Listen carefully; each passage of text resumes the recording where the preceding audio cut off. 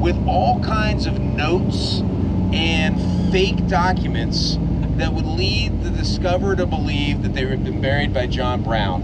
And he did it he did it as a joke. He thought that was so funny that someday somebody would find these things and think that right here, it was Roger Thornton, I think was the name of the person that lived there.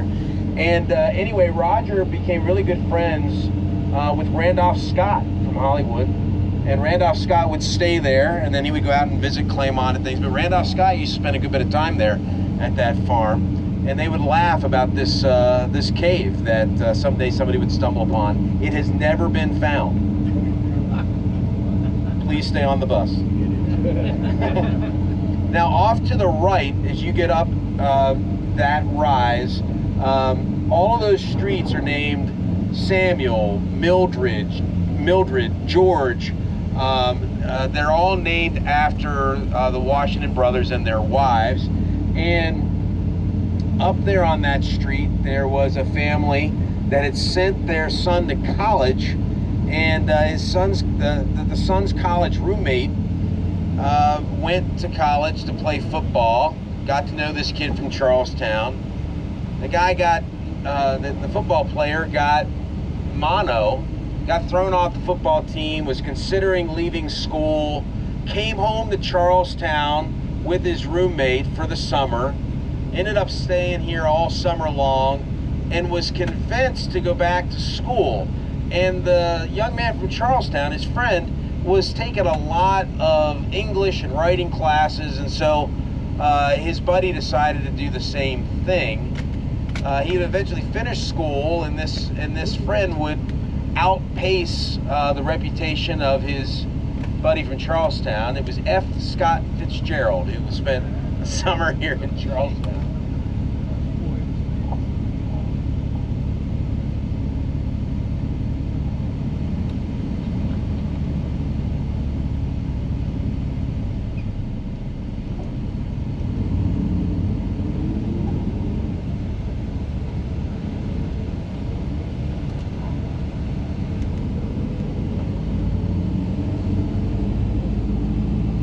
This is Evet's Run. It's running right down here in this little bottom. And there's a well off here to the right.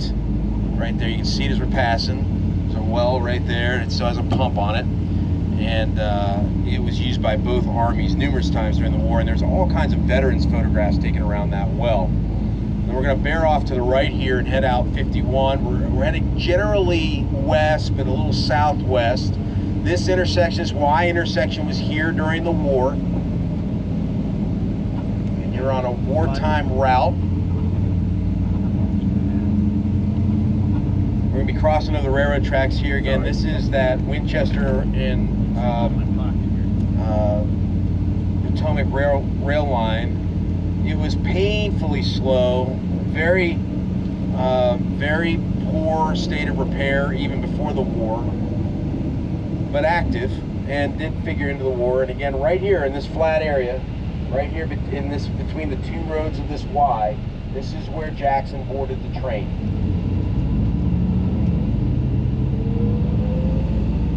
Remember, that was in 1862 when he's heading south again, trying to beat Fremont and Shields from cutting him off. Now this is we're right in the heart of that farm, Alatoona, that I was telling you about, the Davenport farm. These are slave-built stone walls off to the left. They're actually protected under easement, and so they're very important features to the local community. For whatever reason, they're one of the few things that are protected in this area, unfortunately.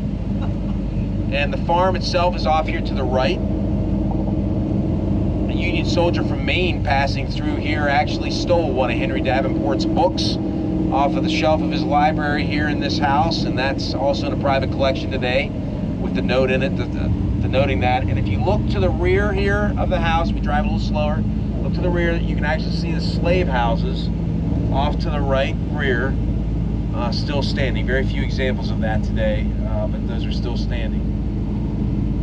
Now, the area we're crossing through here, we're going to talk about this whole area when both buses are together, but this is the main part of the battlefield for the Battle of Cameron's Depot, or this action on the 21st of August that we're going to be talking about, has several different names. Look off to the right front of the bus, and down in that, over the hill there, we see that clump of trees. That is where Piedmont is. You can see Piedmont House back there. That's where the Briscoe family lived, and there's that famous photograph of, everyone thinks it's Jackson in Winchester. That's actually Captain Briscoe, and that was his home there. And then this little ruin right here on the hill closer to us, that is the ruins of the First Episcopal Church west of the Blue Ridge Mountains, and that was the parish that the Washingtons went to, including George Washington, who was an early vestryman at that parish. This ridge that we're crossing over right now, this is where the 6th Corps is going to be when we're talking about the battle. So keep this ridge in mind. We're going to drop down here and cross the railroad tracks, and we're going to pick up the battle story when we get off the bus. But I just want to kind of point out some of these features to you.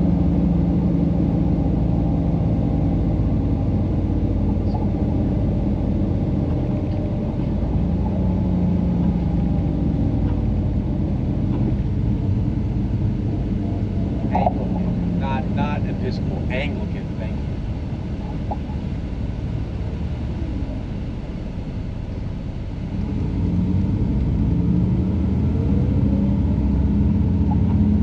So this battle, it's called Battle. I mean, Battle of Summit Point is a part of it.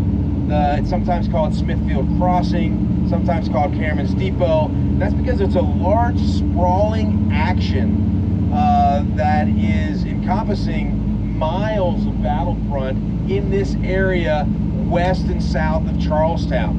You're in the heart of it here, and the heart of it's going to center around a plantation known as Harewood. And Harewood is off to our left, and I'll point it out here, but I don't want to miss our road.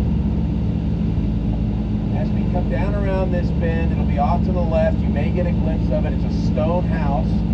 Harewood was built by George Washington's brother Samuel Washington, and it has the distinction of being the only Washington family plantation still owned by the Washingtons. Walter Washington, who, if you look at the side of him, he looks like a quarter, actually lives at this house. He has a home here and a home in Texas. And so this is still owned by the direct descendants of George Washington's brother, Samuel Washington. Samuel Washington is buried here on the property, and it's around this plantation that the main part of the fighting for this battle will take place. These undulating ridges that we keep going over, that's going to figure prominently into the battle itself. You can see Harewood off here to the left. It's a stone house here, colonial era home. George Washington visited that home, stayed there. Dolly Madison visited that home and stayed there. Dolly Madison stayed everywhere, which raises a few questions. Oh yeah, Dolly Madison was here. I bet she was. All right. So now, as we're coming around this bit, there you get a very good view. Looks like Walter's home. And this house, Caledonia, off to the left, it was here during the battle as well, and that brick is actually pockmarked in some areas from the fighting.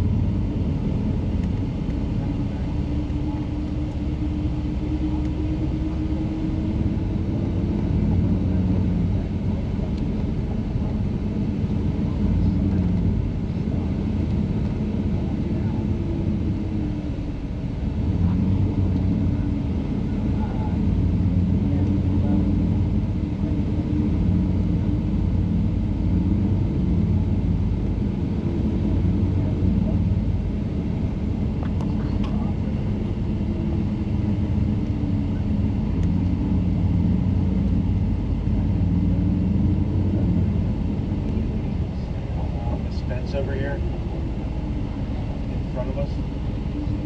Steep crossing.